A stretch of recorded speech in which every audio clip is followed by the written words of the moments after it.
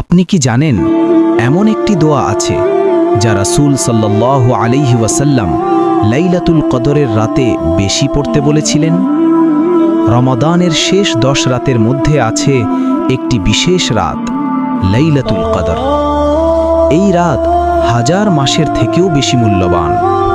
এই রাতে কি দোয়া পড়তে হবে তা শিখিয়েছেন মুহাম্মদ সাল্লাল্লাহু আলাইহি ওয়াসাল্লাম।